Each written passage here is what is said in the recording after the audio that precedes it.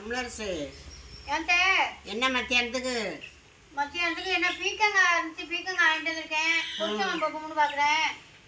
அப்படி வைக்காத,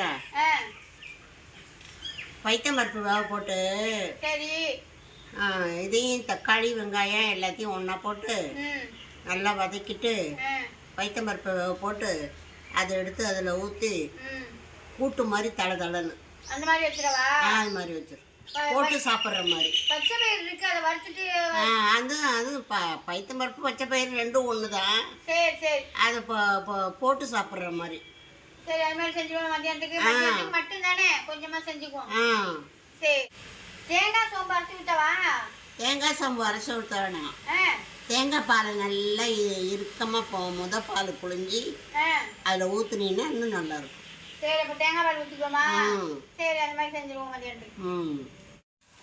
பீக்கங்காய் கடைகளுக்கு இப்போ மஞ்சட்டி வச்சு பைத்தம் பருப்பு வச்சுக்கலாம். பச்சை பயிர் தட்டி காய விட்டு ஒரு 100 கிராம் பயிர் எடுத்து வச்சுருக்கேன், அதை வறுத்துக்குவோம். முழு பயிர் தான் எடுத்து வச்சுருக்கேன், அதை வறுத்துக்கலாம். இப்போ நல்லா மஞ்சட்டி காஞ்சிருச்சு, இப்போ பயிரை கொட்டிக்கலாம். பச்சை பயிர் இல்லைன்னா நீங்கள் பைத்தம் பருப்பு கூட நம்ம கடையில் வாங்கணும்னா அந்த பைத்தம் பருப்பு கூட சேர்த்துக்கலாம்.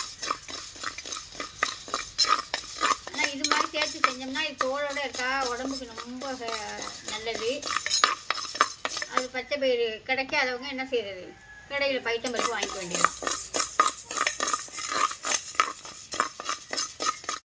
இப்போ நல்லா வறுபட்டுடுச்சு, வேறு பிளேட்டில் மாற்றிக்குவோம். குக்கரில் இந்த வறுத்து வச்சுருக்க பயிரை சேர்த்துக்குவோம். சேர்த்து நல்லா 2 கழுவிட்டு 2 அலசிட்டு குக்கரில் ஒரு 3 விசில் விட்டு எடுத்துக்கலாம். பீக்கங்காய் கடையில் செஞ்சிடலாம். இப்போ ஒரு மண்சட்டி வச்சு சட்டி சூடாகட்டும்.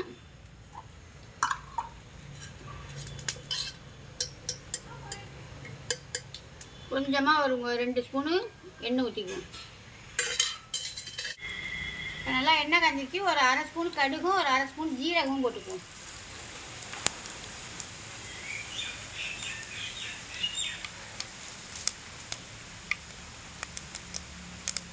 ஒரு கொத்தி கருவேப்பிலை போட்டுக்கலாம்.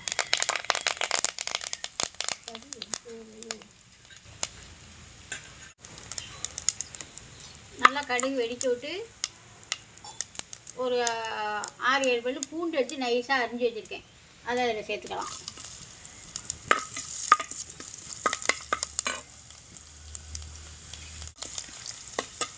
பூண்டு நல்லா வதக்கிட்டு 4 பச்சை மிளகாவும் நான் காரத்துக்கு தகுந்த மாதிரி எடுத்து வச்சுருக்கேன். எவ்வளோ பீக்கங்காய் எடுத்துக்கணும் அதுக்கு தகுந்த மாதிரி ஒரு 4 பச்சை மிளகா, ஒரு 4 பச்சை மிளகாய் 2 கலந்து போட்டு வச்சுருக்கேன், அதை அதில் சேர்த்துக்கலாம். வேறு காரம் நம்ம எதுவும் சேர்க்கணும், பூண்டு வேணால் மிளகாய் பொடி போட்டுக்கலாம். இந்த கலருக்காக கொஞ்சமாக மிளகா. இப்போ ஒரு 2 வெங்காயம் எடுத்து அரிஞ்சு வச்சுருக்கேன், பெரிய வெங்காயம், அதை போட்டுக்கலாம்.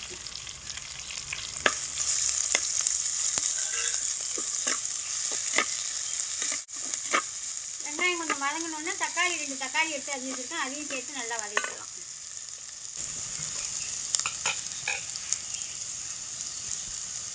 இப்போ ஒரு மீடியமாக 2 தக்காளி எடுத்து அரிஞ்சு வச்சுருக்கேன், அதையும் இதில் சேர்த்துடலாம்.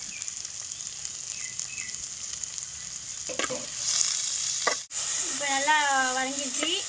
தக்காளி ரொம்ப வதங்க வேண்டியது, ஓரளவுக்கு வதங்கினா போதும். இப்போ பீக்கங்காய் அரிஞ்சிட்டு அடைச்சிட்டு வடிகட்டி வச்சுருக்கேன், அதை சேர்த்துடலாம். எல்லாம் வதக்கி விட்டுடலாம். இப்போ இதில் கொஞ்சமாக இதுக்கு தேவையான மஞ்சள் தூளை போட்டுடலாம். மஞ்சள் தூளையும் போட்டு உப்பு கொஞ்சமாக போட்டு, உப்பு லாஸ்ட்டில் போட்டுக்கலாம். கொஞ்சம் வதங்கிறதுக்காக கம்மியாக போட்டு ஒரு கலருக்கு சற்ற மூடி வச்சு வச்சோம்னாலும் நம்ம நல்லா அது வெந்து நல்லா வதங்கும்.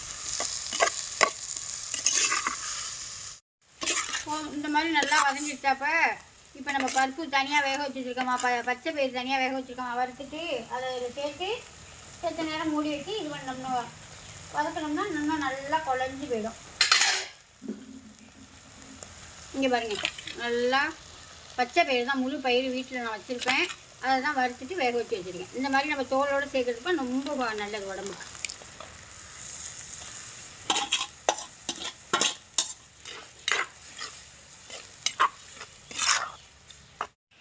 இப்போ கொஞ்சமாக மிளகாத்தூள் போட்டுக்குவோம். ஒரு அரை ஸ்பூன் மிளகாத்தூள், கொஞ்சமாக மல்லித்தூள். அவ்வளோதான். ஒரு கிளறிட்டு நான் தேங்காய் பால் நான் எடுத்து வச்சுருக்கேன். அதை ஊற்றினோம்னா கரெக்டாக இருக்கும். சாதத்தில் போட்டு சாப்பிட்லாம், தொட்டுக்கிட்டு சாப்பிட்லாம், சப்பாத்தி, இட்லி, தோசை அதுக்கெல்லாமே வச்சு சாப்பிட்லாம். அருமையாக இருக்கும். ஒரு கொதி வரட்டும், தேங்காய் பாலை ஊற்றி இறக்கிடலாம். வேணும் உப்பு போட்டுடலாம். அவ்வளோதான். நல்லா வச்சிடுச்சு, தண்ணியெல்லாம் நல்லா வச்சு நல்லா கிரேவி மாதிரி வந்துச்சா.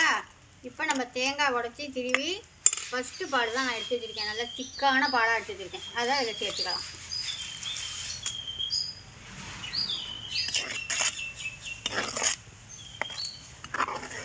ஆரம்பிச்சுன்னா நல்லா திக்காக ஆகிடும்.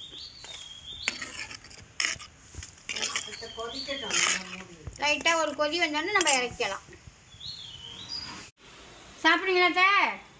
கொஞ்சோண்டு கொடு. சாதம், சுட சுட சாதம், கேரட்டு பொரியல், ஆவி பறக்குது குழம்பு. உப்பெல்லாம் கரெக்டாக இருக்கான்னு பாருங்கள். பீர்க்கங்காய் கடையல், பீர்க்கங்காவும் முழு பச்சை பயிரும் கடைஞ்சிட்டு வச்சுருக்கேன்.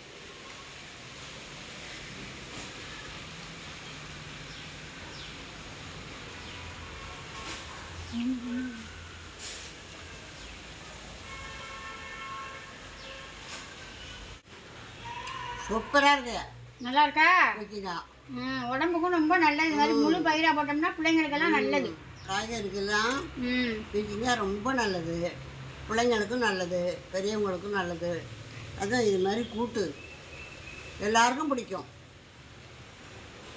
சூப்பராக இருக்குது. பாய்.